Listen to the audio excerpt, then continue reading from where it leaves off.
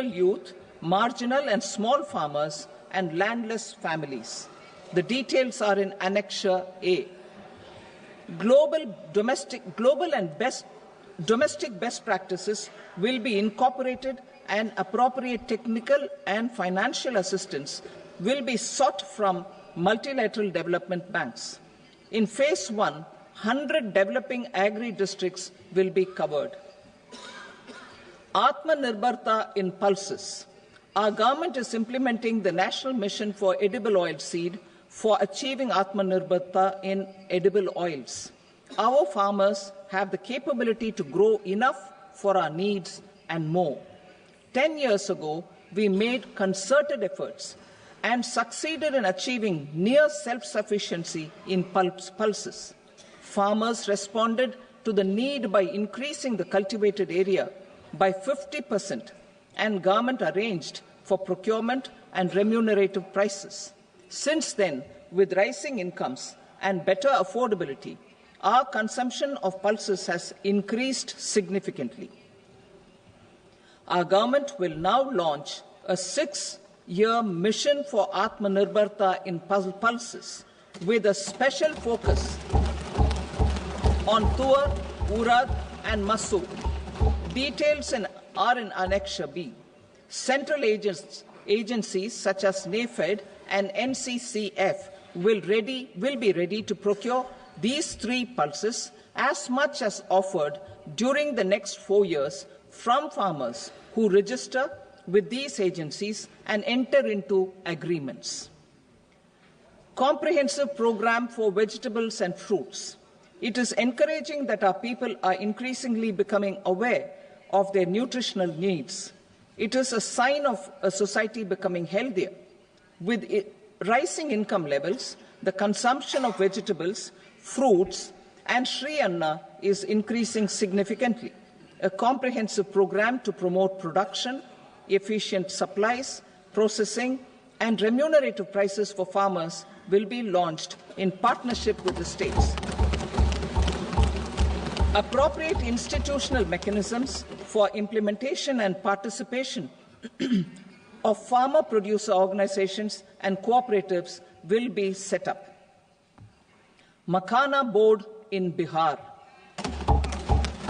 For this, there is a special opportunity for the people of Bihar. A Makhana board will be established in the state to improve production, processing, value addition, and marketing of Makhana. The people engaged in these activities will be organized into FPOs. The board will provide hand-holding and training support to Makhana farmers and will also work to ensure they receive the benefits of all relevant government schemes.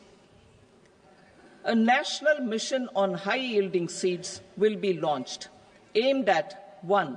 Strengthening research ecosystem, 2. Targeted development and propagation of seeds with high yield, pest resistance, and climate resilience, and 3. Commercial availability of more than 100 seed varieties released since July 2024. India ranks second largest globally in fish production and aquaculture. Seafood exports are valued at 60,000 crore rupees. To unlock the untapped potential of the marine sector, our government will bring in an enabling framework for sustainable harnessing of fisheries from Indian exclusive economic zone and high seas, with a special focus on the Andaman and Nicobar and Lakshadweep Islands. For the benefit of lakhs of cotton growing farmers, I am pleased to announce a mission for cotton productivity. This 5-year mission will facilitate significant improvements in productivity and sustainability of cotton farming and promote extra long staple cotton varieties. The best of science and technology support will be provided to farmers. Aligned with our integrated 5F vision for the textile sector, this will help in increasing incomes of the farmers and ensure a steady supply of quality cotton for rejuvenating India's traditional textile sector. Kisan credit cards facilitate short-term loans for 7.7 crore farmers, fishermen, and dairy farmers. The loan limit under modified interest subvention scheme will be enhanced from 3 lakh rupees to 5 lakh rupees for loans taken through the KCC. For Atmanirbharta in urea production, our government had reopened 3 dormant urea plants in the eastern region. To further augment urea supply, a plant with annual capacity of 12.7 lakh metric tons will be set up at Namrup in Assam.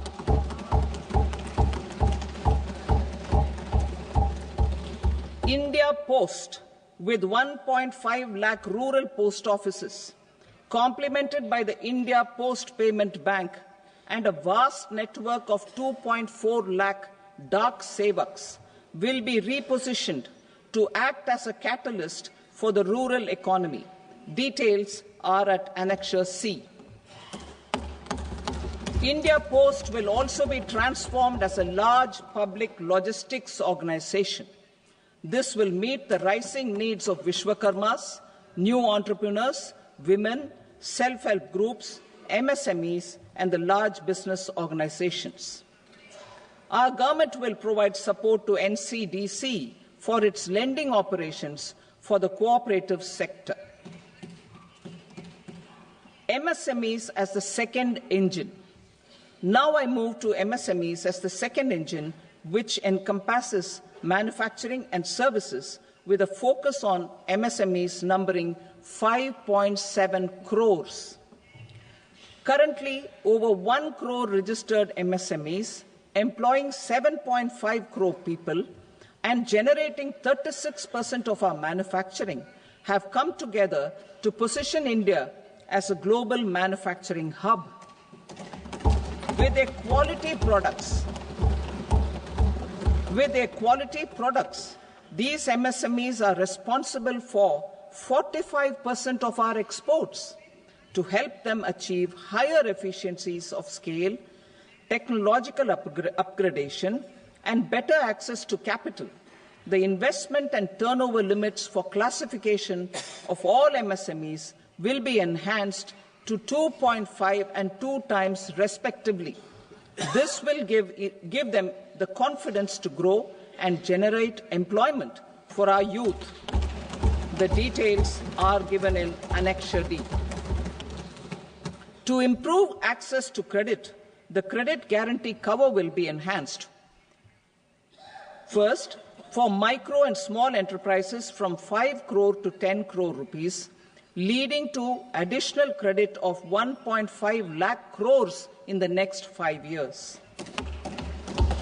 Second, for startups from 10 crore rupees to 20 crore rupees, with the guarantee fee being moderated to 1% for loans in 27 focus sectors which are important for Atmanirbhar Bharat. And for well-run exporter MSMEs, for term loans up to 20 crore rupees. Also for the micro enterprises, we will introduce customized credit cards with a 5 lakh rupee limit for micro enterprises registered on Udyam portal. In the first year, 10 lakh such cards will be issued. Fund of funds for startups. The Alternate Investment Fund, AIFs, for startups have received commitments of more than 91,000 crores rupees. These are supported by the fund of funds set up with the Government of India's contribution of 10,000 crore rupees. Now, a new fund of funds with expanded scope and a fresh contribution of another 10,000 crore rupees will be set up. A new scheme will be launched for 5 lakh women, scheduled castes and scheduled tribes, first-time entrepreneurs. This will provide term loans up to 2 crore rupees during the next 5 years. The scheme will incorporate lessons from the successful Stand Up India scheme. Online capacity building for entrepreneurship and managerial skills will also be organized. Measures for labor-intensive sectors. To promote employment and entrepreneurship opportunities in labor-intensive sectors, our government will undertake specific policy and facilitation measures. To enhance the productivity, quality, and competitiveness of India's footwear and leather sector, a focused product scheme will be implemented. The scheme will support design capacity, component manufacturing, and machinery required for production of non-leather quality footwear, besides the support for leather footwear and products. The scheme is expected to facilitate employment for 22 lakh persons, generate over 4 lakh crore rupees, and exports of over 1.1 lakh crore rupees. Measures for the toys sector. Building on the National Action Plan for Toys, we will implement a scheme to make India a global hub for toys. The scheme will focus on development of clusters, skills, and a manufacturing ecosystem that will create high-quality, unique, innovative, and sustainable toys that will represent the Made in India brand. Support for food processing. In line with our commitment towards Purvodaya, we will establish a National Institute of Food Technology, Entrepreneurship and Management in Bihar. The institute will provide a strong fillip to food processing activities in the entire eastern region. This will result in 1. Enhanced income for the farmers through value addition to their produce, and 2. Skilling entrepreneurship and employment opportunities for the youth. Manufacturing mission, furthering Make in India. Our government will set up a national manufacturing mission covering small, medium, and large industries for furthering Make in India by providing policy support, execution roadmaps, governance, and monitoring framework for central ministries and states. Details are in Annexure E. Given our commitment to climate-friendly development, the mission will also support clean tech manufacturing. This will aim to improve domestic value addition and build our ecosystem for solar PV cells, EV batteries, motors and controllers, electrolyzers, wind turbines, very high voltage transmission equipment, and grid-scale batteries. Investment as the third engine. Now I move to investment as the third engine, which encompasses investing in people, investing in the economy, and investing in innovation. Investing in people. Saksham Anganwadi and Poshan 2.0. Saksham Anganwadi and Poshan 2.0 program provides nutritional support to more than 8 crore children, 1 crore pregnant women and lactating mothers all over the country, and about 20 lakh adolescent girls in aspirational districts and the Northeast region. The cost norms for these nutritional support will be enhanced appropriately. Atal Tinkering Labs. 50,000 Atal Tinkering Labs will be set up in government schools in the next 5 years to cultivate the spirit of curiosity and innovation and foster a scientific temper among young minds. Broadband connectivity to government secondary schools and PHCs. Broadband connectivity will be provided to all government secondary schools and primary health centers in rural areas under the BharatNet project. Bharatiya Bhasha Pustak scheme we propose to implement a Bharatiya Bhasha Pustak scheme to provide digital form Indian language books for schools and for higher education.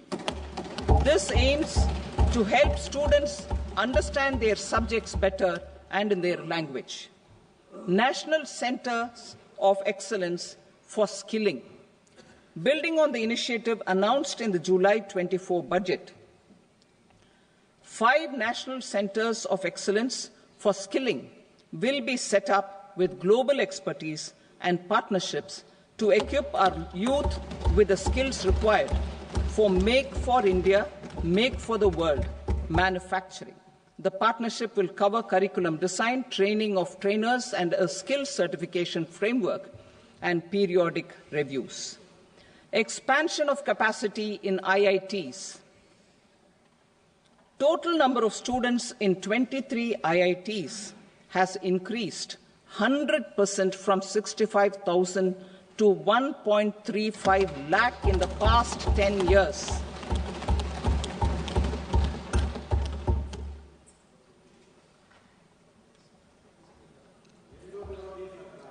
Additional infrastructure will be created in the 5 IITs started after 2014 to facilitate education for 6,500 more students. Hostel and other infrastructure capacity at IIT Patna will also be expanded.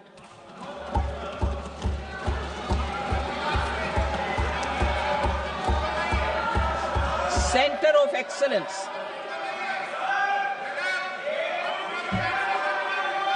Center of Excellence in AI for Education.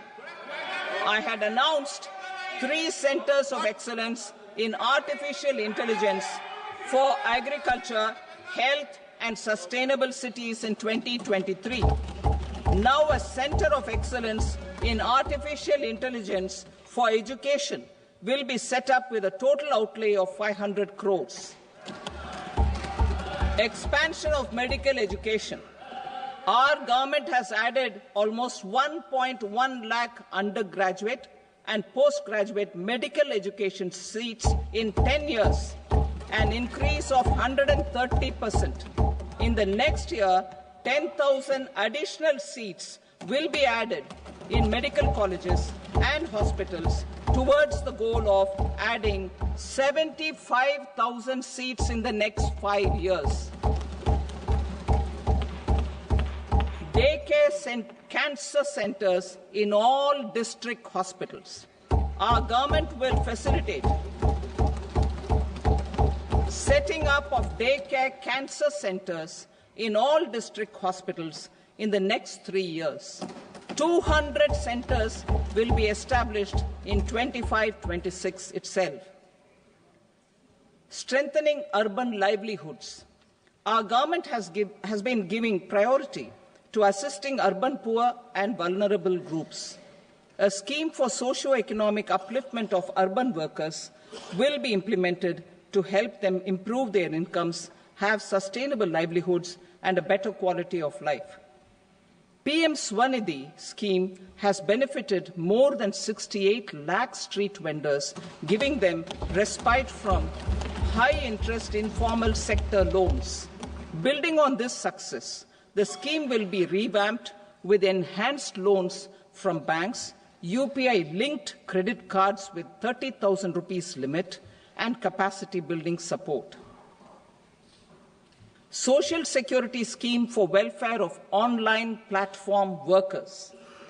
Gig workers of online platforms provide great dynamism to the new age services economy. Recognizing their contribution, our government will arrange for their identity cards and registration on the e-Shram portal. They will be provided health care under PM Jan Arogya Yojana. This measure is likely to assist nearly 1 crore gig workers.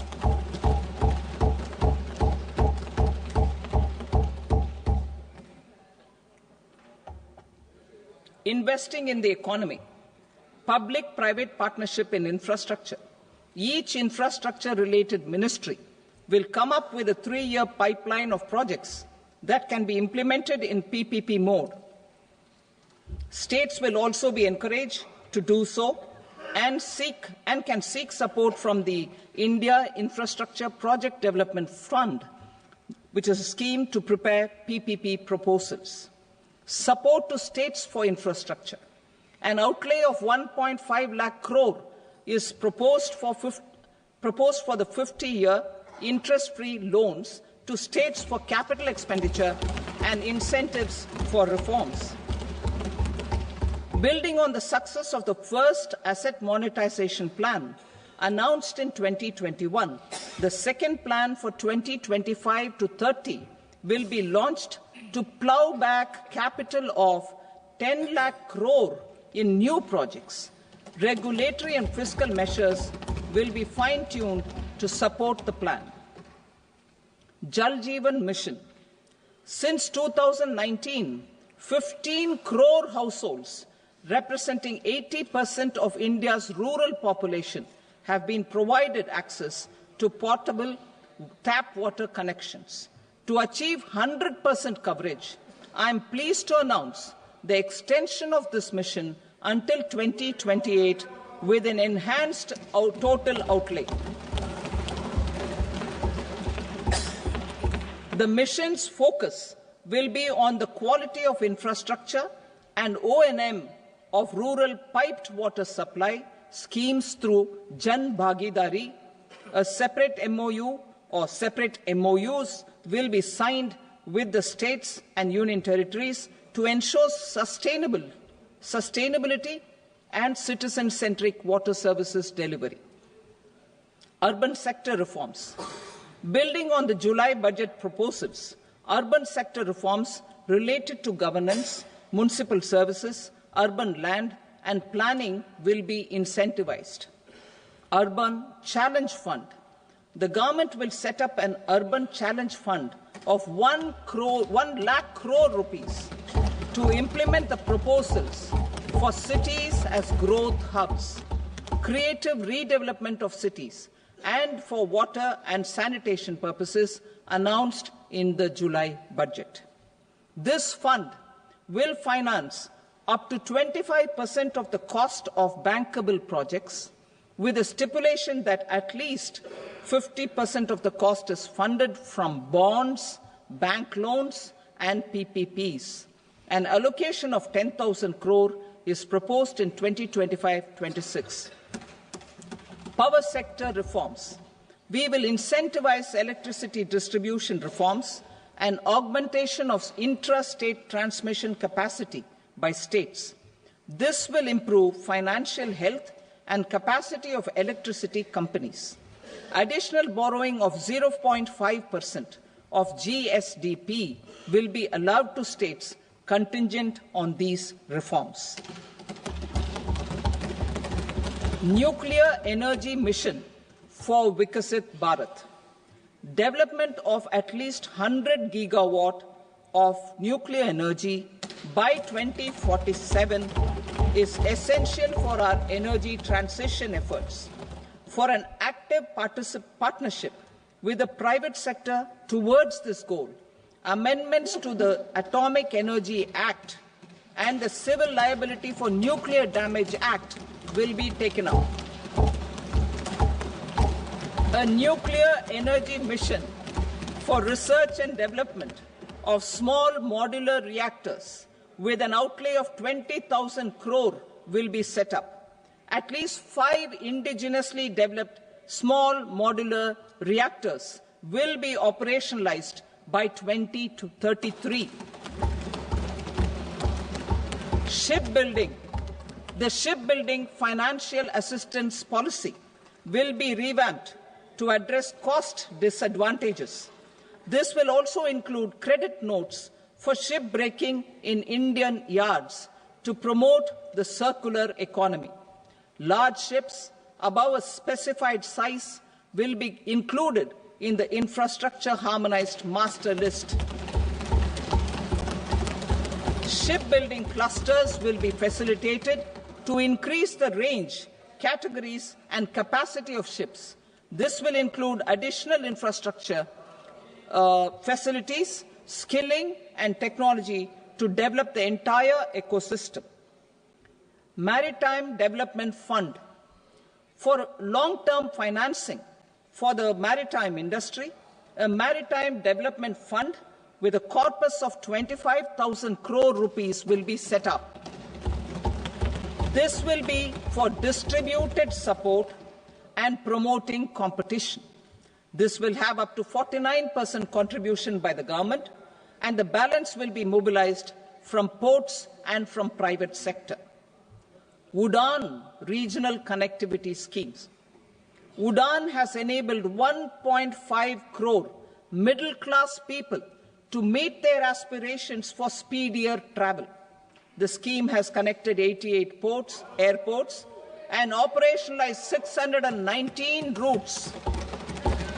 Inspired by that success, a modified UDAN scheme will be launched to enhance regional connectivity to 120 new destinations and carry 4 crore passengers in the next 10 years. 4 crore additional passengers in the next 10 years. The scheme will also support helipads and smaller airports in hilly, aspirational and northeast regional districts. Greenfield airports will be facilitated in Bihar to meet the future needs of the state. These will be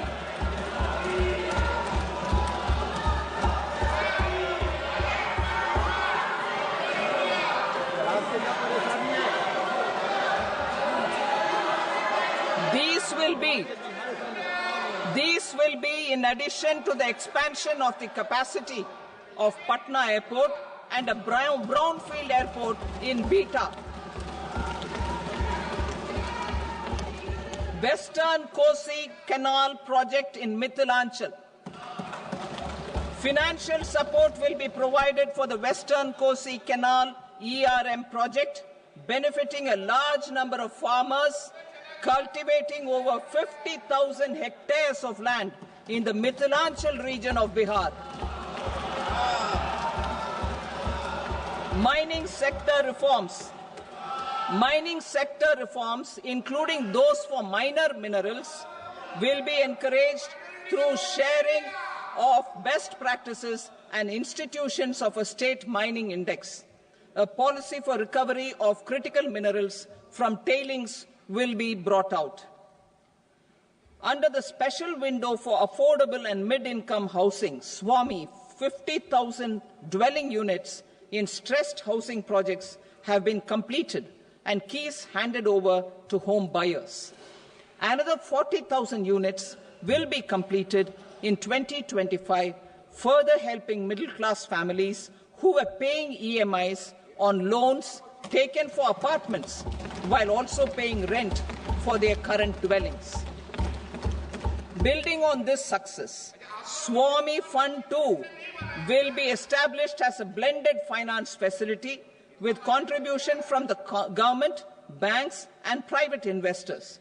This fund of 15,000 crore rupees will aim for expeditious completion of another 1 lakh units. PM Gati Shakti data for private sector.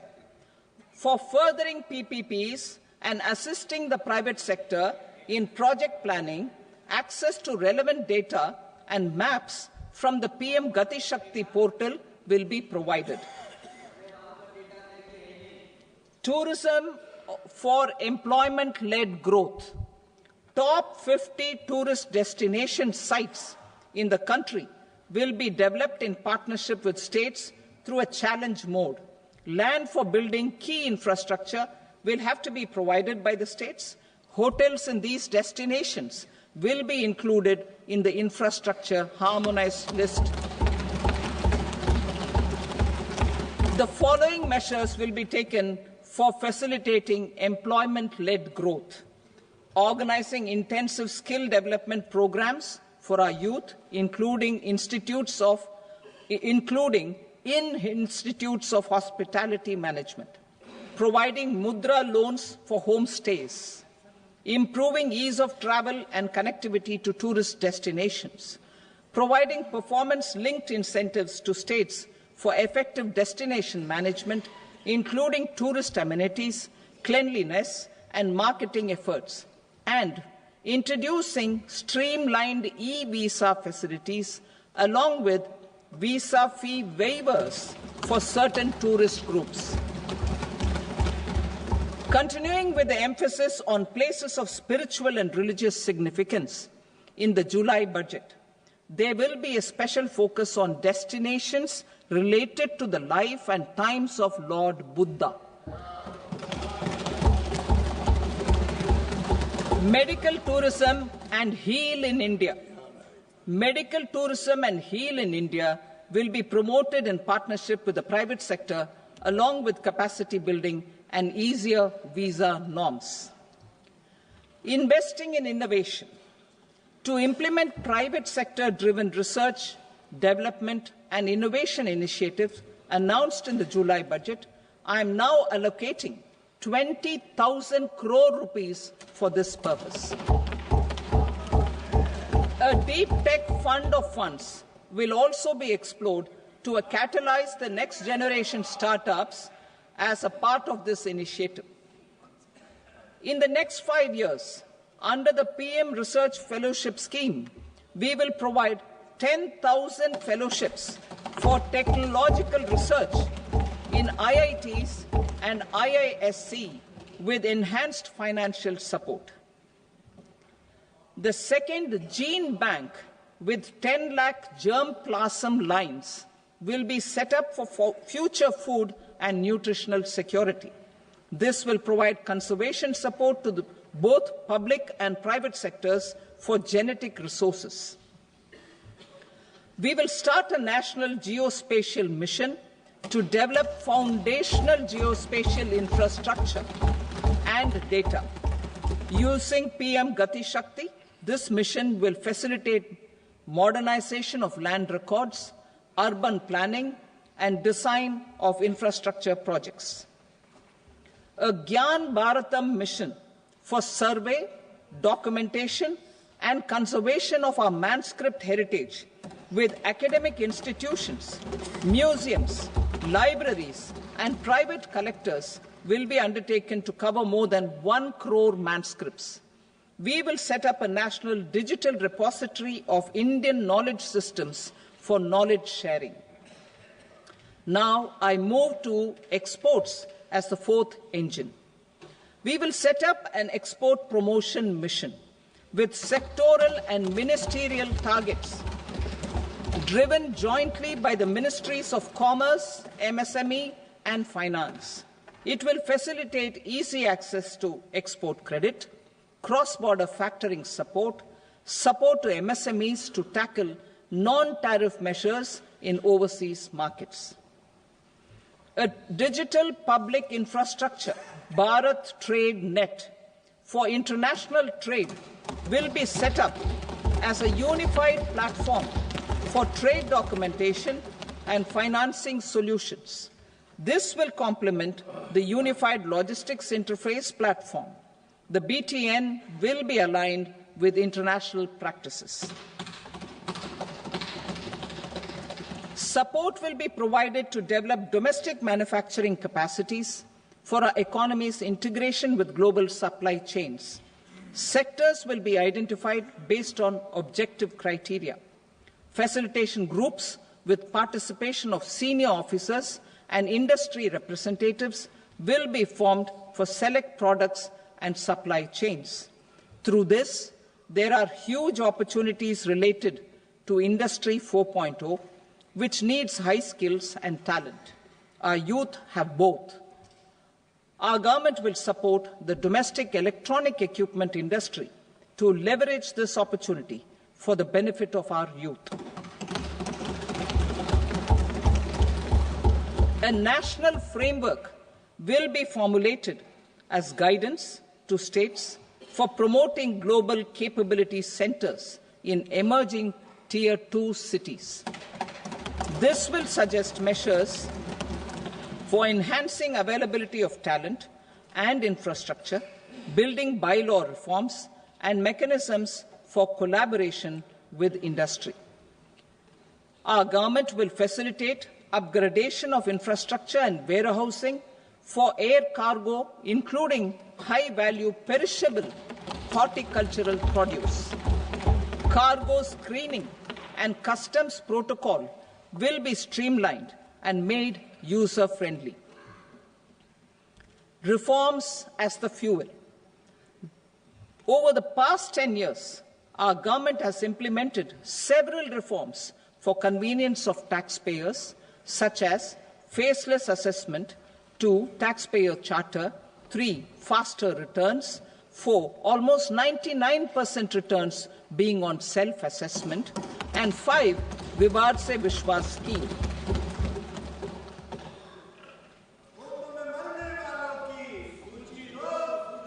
Continuing these efforts, I reaffirm the commitment of the Tax Department to trust first, scrutinize later. I also propose to introduce the new income tax bill next week. I will detail the indirect tax reforms and changes in direct taxes in Part B. Financial sector reforms. The FDI limit for the insurance sector will be raised from 74 to 100%. This enhanced limit will be available for those companies which invest the entire premium in India. The current guardrails and conditionalities associated with foreign investment will be reviewed and simplified.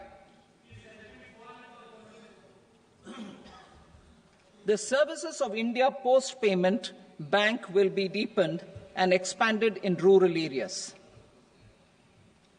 NABFID will set up a partial credit enhancement facility for corporate bonds for infrastructure. Public sector banks will develop Grameen Credit Score framework to serve the credit needs of SHG members and people in rural areas. A forum for regulatory coordination and development of pension products will be set up. To implement the earlier announcement on simplifying the KYC processes, the revamped Central KYC Registry will be rolled out in 2025. We will also implement a streamlined system for periodic updating.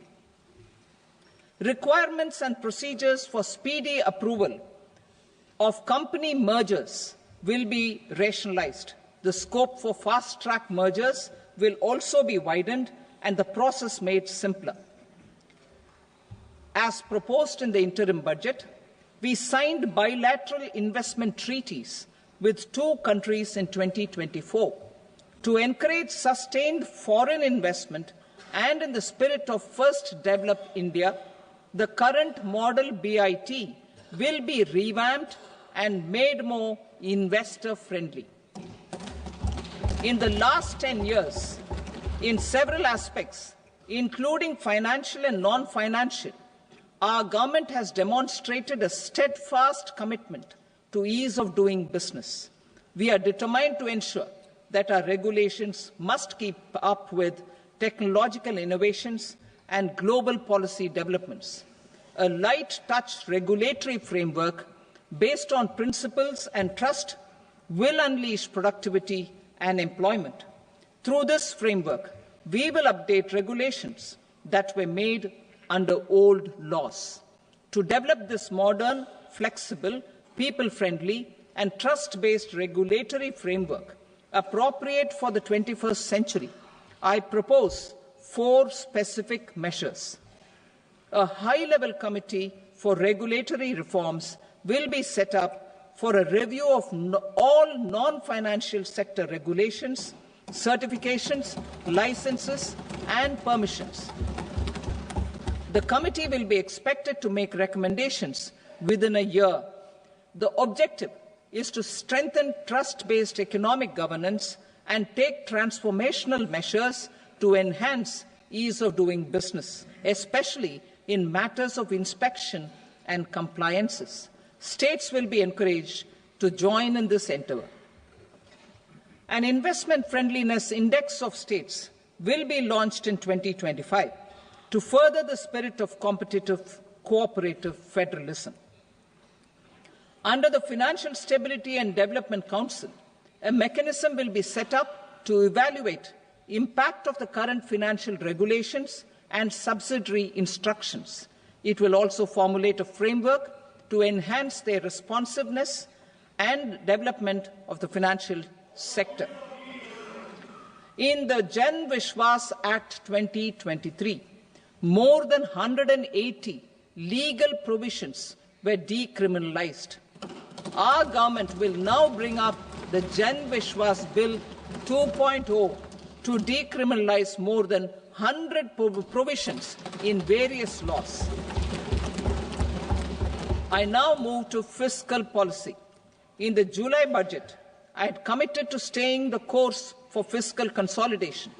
Our endeavour will be to keep the fiscal deficit each year such that central government debt remains on a declining path as a percentage of the GDP. The roadmap for the next 6 years has been detailed in the FRBM statement. Revised estimates for 2024-25.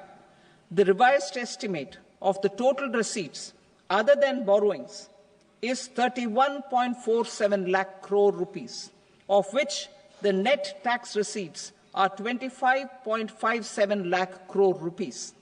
The revised estimate of the total expenditure is 47.16 lakh crore rupees, of which the capital expenditure is about 10.18 lakh crore rupees. The revised estimate of the fiscal deficit is 4.8% of the GDP. Budget estimates for 25-26. Coming to 25-26, the total receipts other than borrowings and total expenditure are estimated at 34.96 lakh crore rupees and 50.65 lakh crore rupees respectively. The net tax receipts are estimated at 28.37 lakh crore rupees. The fiscal deficit is estimated to be 4.4% of GDP. To finance the fiscal deficit, the net market borrowings from dated securities are estimated at 11.54 lakh crore. The balance financing is expected to come from small savings and other sources. The gross market borrowings are estimated at 14.82 lakh crore rupees. I will now move to Part B. Indirect taxes. My proposals relating to customs aim to rationalize tariff structure and address duty inversion. These will also support domestic manufacturing and value addition, promote exports, facilitate trade, and provide relief to common people. Rationalization of customs tariff structure for industrial goods. As a part of comprehensive review of customs rate structure announced in July 2024 budget, I propose to 1. Remove 7 tariff rates. This is over and above the 7 tariff rates removed in 23-24 budget. After this, there will be only 8 remaining tariff rates, including 0 rate. 2. Apply appropriate cess to broadly maintain effective duty incidence, except on a few items where such incidence will reduce marginally. 3. Levy not more than 1 cess or surcharge. Therefore, I propose to exempt social welfare surcharge on 82 tariff lines that are subject to a cess. I shall now take up sector-specific proposals. To provide relief to patients, particularly those suffering from cancer, rare diseases, and other severe chronic diseases, I propose to add 36 life-saving drugs and medicines to the list of medicines fully exempted from basic custom duty.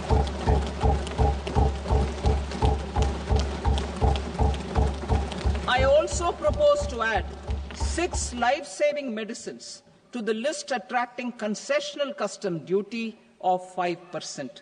Full exemption and concessional duty will also respectively apply on the bulk drugs for manufacture of the above.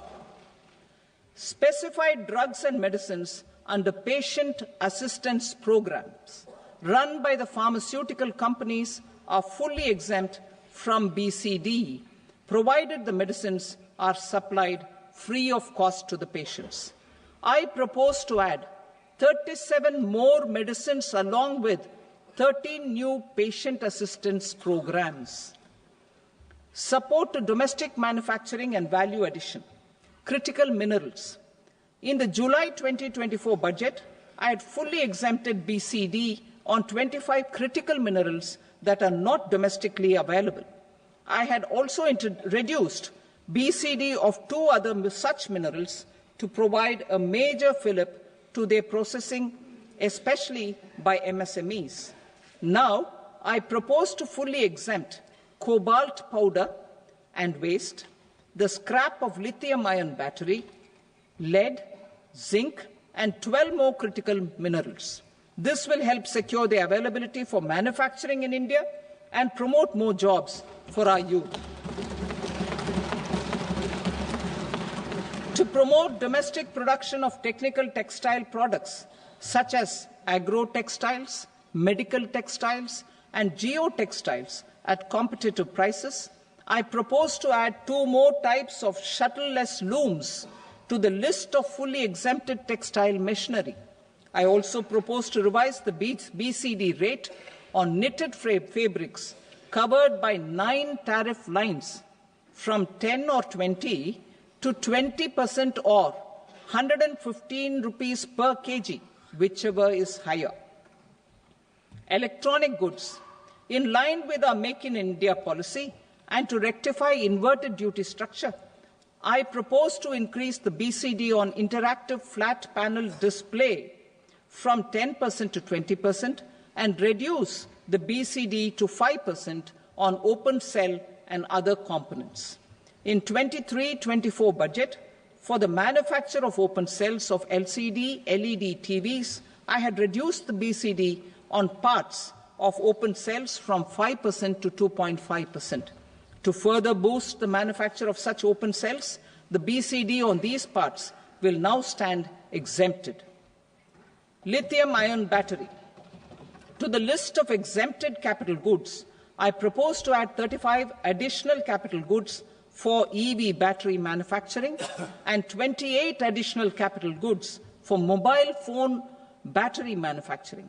This will boost domestic manufacture of lithium-ion batteries, both for mobile phones and for electric vehicles.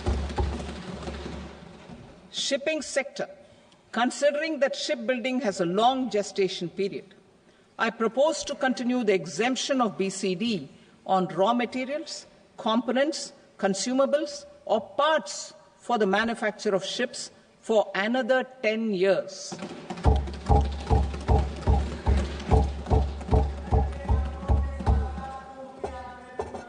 I also propose the same dispensation for shipbreaking to make it more competitive. Telecommunication. To prevent classification disputes, I propose to reduce the BCD from 20% to 10% on carrier-grade Ethernet switches to make it at par with non-carrier-grade Ethernet switches. Export promotion. To facilitate exports of handicrafts, I propose to extend the time period for export from 6 months to 1 year, further extendable by another 3 months if required. I also propose to add 9 items to the list of duty-free inputs. Leather sector. I propose to fully exempt BCD on wet blue leather to facilitate imports for domestic value addition and employment. I also propose to exempt crust leather from 20% export duty to facilitate exports by small tanners. Marine products. To enhance India's competitiveness in the global seafood market, I propose to reduce BCD from 30% to 5% on frozen fish paste, surimi, for manufacture and export of its analog products. I also propose to reduce BCD from 15% to 5% on fish hydrolysates for manufacture of fish and shrimp feed. In July 2024 budget, to promote development of domestic MROs for aircraft and ships, I had extended the time limit for export of foreign origin goods that were imported for repairs from 6 months to 1 year and further extendable by 1 year. I now propose to extend the same dispensation for railway goods. Time limit for provisional assessment. Presently, the Customs Act 1962 does not provide any time limit to finalize provisional assessments, leading to uncertainty and cost to trade. As a measure of promoting ease of doing business, I propose to fix a time limit of 2 years, extendable by a year, for finalizing the provisional assessment. I propose to introduce a new provision that will enable importers or exporters, after clearance of goods, to voluntarily declare material facts and pay duty with interest but without penalty. This will incentivize voluntary compliance. However, this will not apply in cases where department has already initiated audit or investigation proceedings. For industry to better plan their imports, I propose to extend the time limit for the end use of imported inputs in the relevant rules from 6 months to 1 year. This will provide operational flexibility in view of cost and uncertainty of supply. Further, such importers will now have to file only quarterly statements instead of a monthly statement.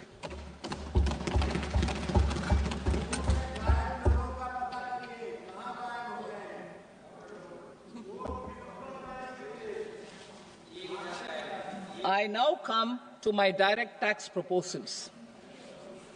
In Part A, I have briefly underlined taxation reforms as one of key reforms to realize our vision of Vikasit Bharat. In respect of criminal law, our government had earlier ushered in Bharatiya Nyaya Sanhita, replacing Bharatiya Danda Sanhita.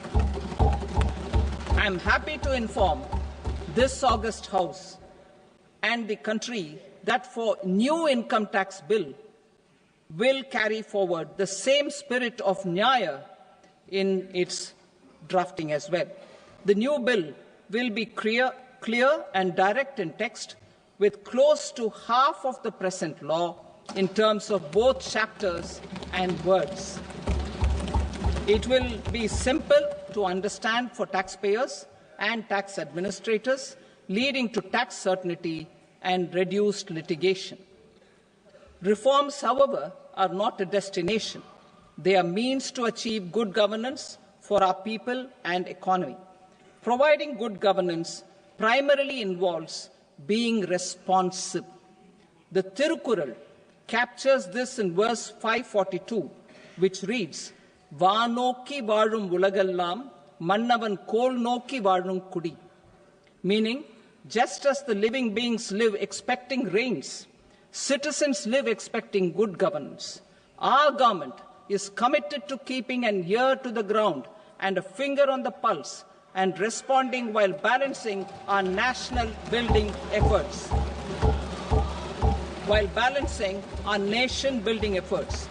The following measures will detail just how our government will, under the guidance of PM Modi, has taken steps to understand and address.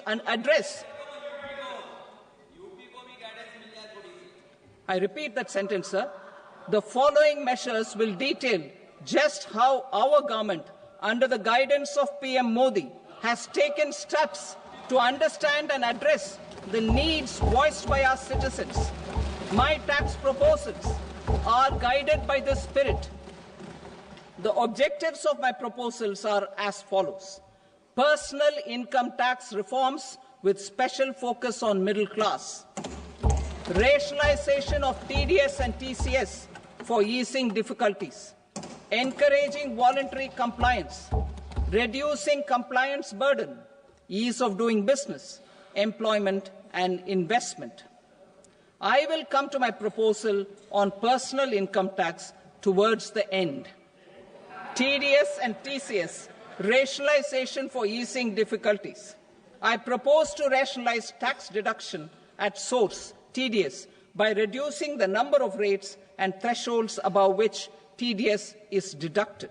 Further, threshold amounts for tax deduction will be increased for better clarity and uniformity. The limit for tax deduction on interest for senior citizens is being doubled from the present 50,000 rupees to 1 lakh rupees.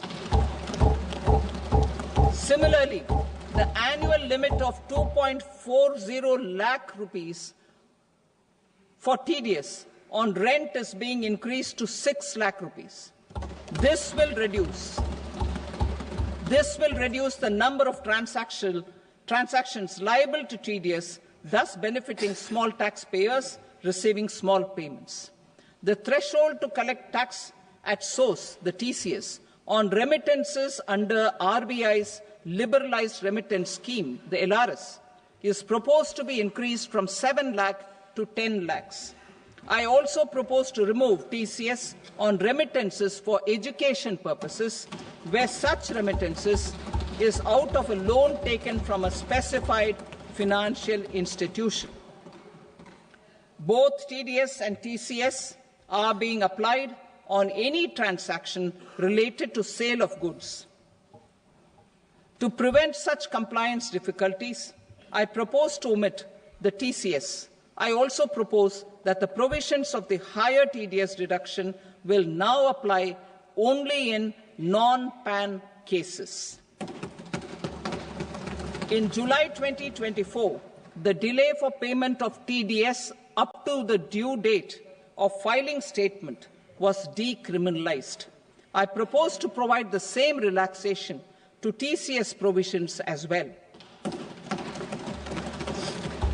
The government under the leadership of Prime Minister Modi believes in Sabka Saath, Sabka Vikas, Sabka Vishwas and Sabka Prayas.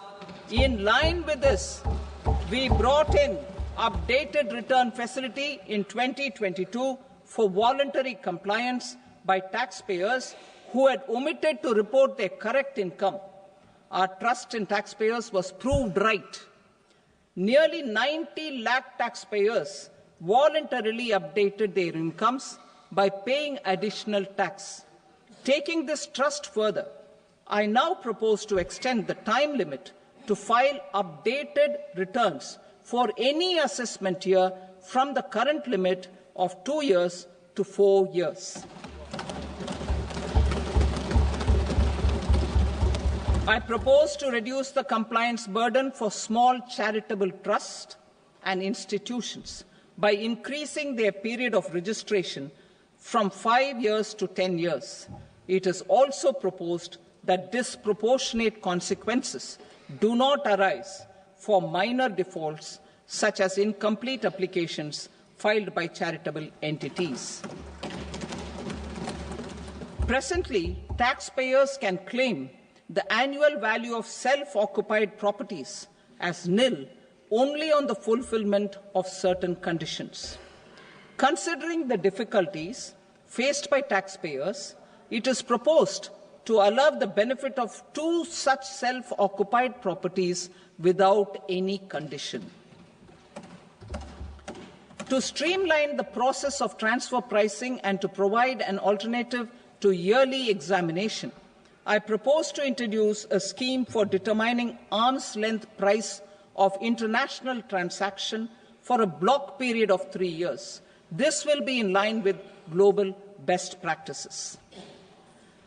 With a view to reduce litigation and provide certainty in international taxation, the scope of safe harbor rules is being expanded.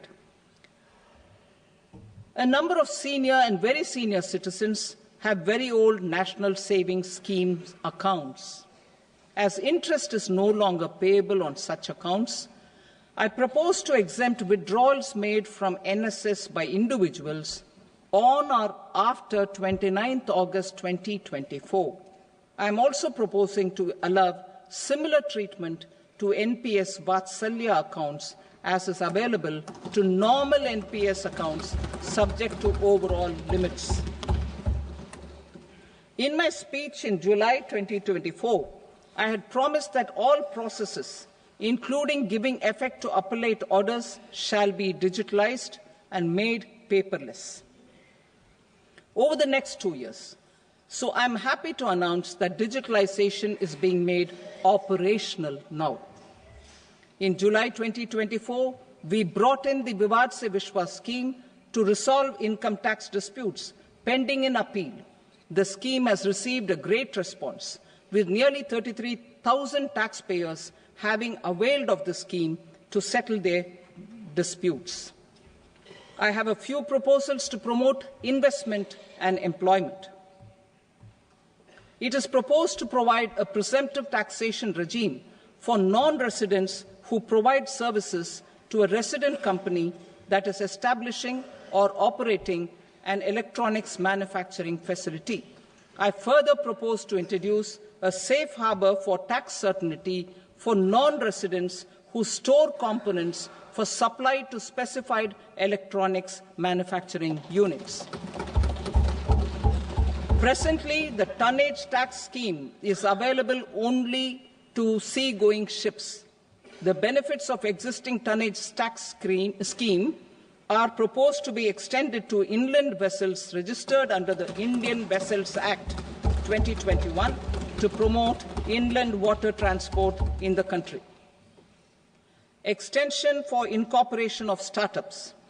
We continue to support the Indian startup ecosystem. I propose to extend the period of incorporation by 5 years to allow the benefit available to startups which are incorporated before 1/4/2030. In order to attract and promote additional activities in the IFSC, I am inter alia proposing specific benefits to ship leasing units, insurance offices, and treasury centres of global companies which are set up in IFSC. Further, to claim benefits, the cut-off date for commencement in IFSC has also been extended by 5 years to 31/3/2030. Category 1 and Category 2 AIFs are undertaking investments in infrastructure and other such sectors. I propose to provide certainty of taxation to these entities on the gains from securities, to promote funding from sovereign wealth funds and pension funds to the infrastructure sector. I propose to extend the date of making an investment by 5 more years up to 31st March 2030.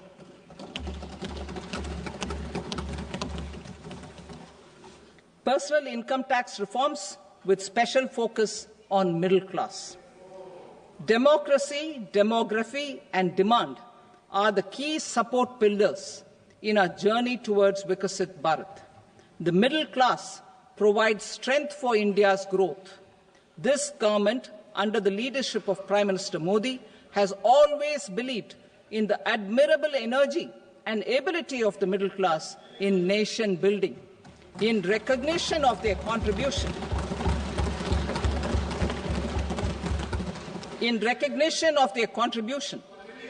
we have periodically reduced their tax burden. Right after 2014, the nil tax slab was raised to 2.5 lakhs of rupees, which was further raised to 5 lakh rupees in 2019 and to 7 lakh rupees in 2023. This is reflective of our government's trust on the middle-class taxpayers. I am now happy to announce that there will be no income tax payable up to income of 12 lakh rupees.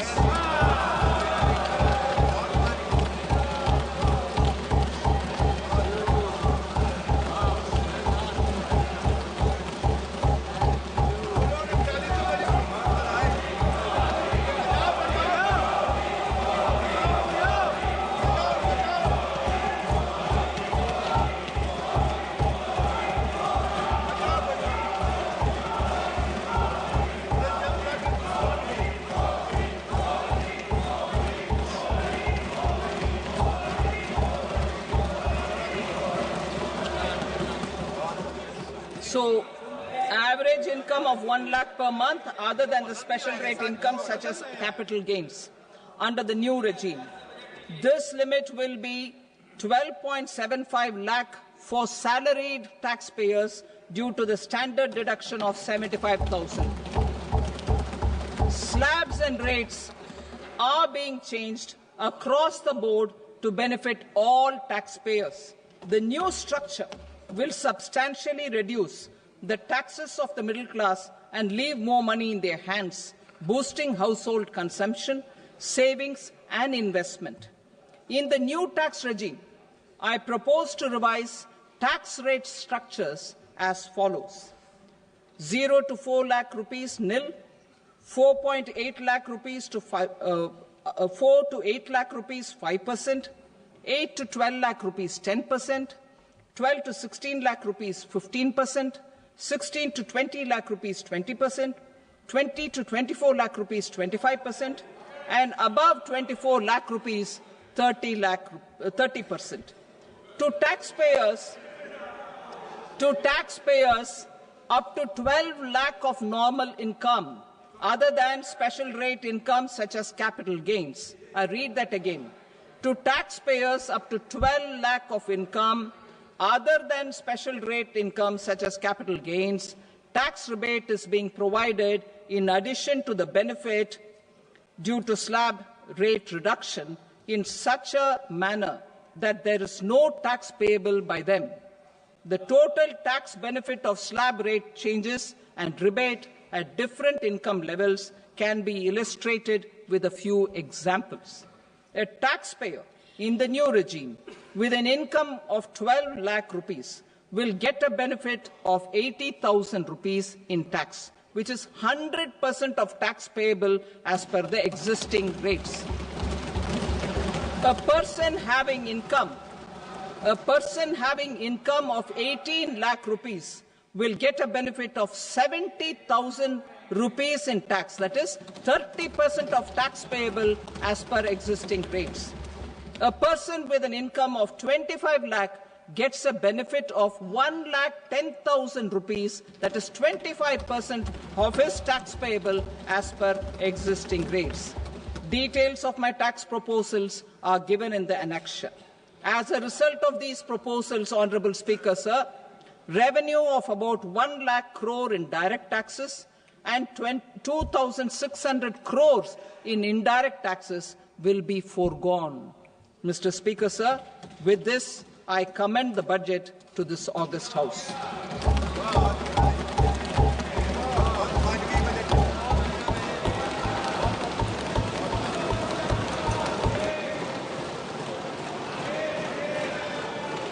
Item number 2, Srimati Nirmala Sitharaman.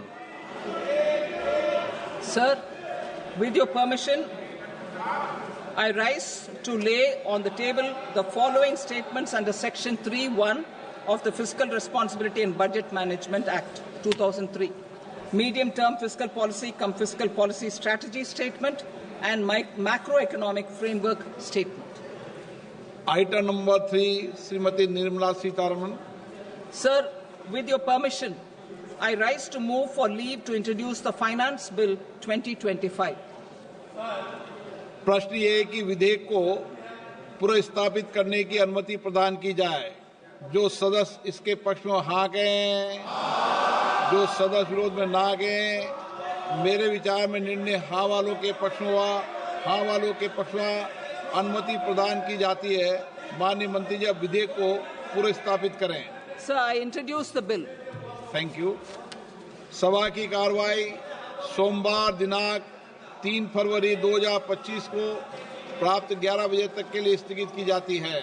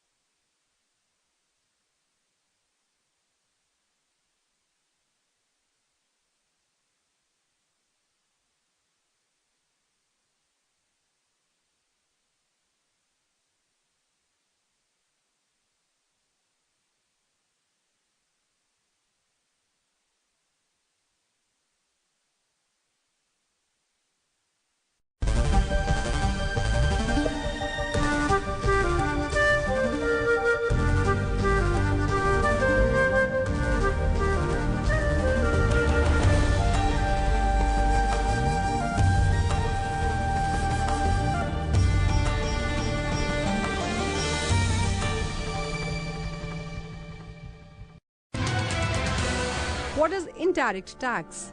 In the case of indirect tax, the burden of tax can be shifted by the taxpayer to someone else. Indirect tax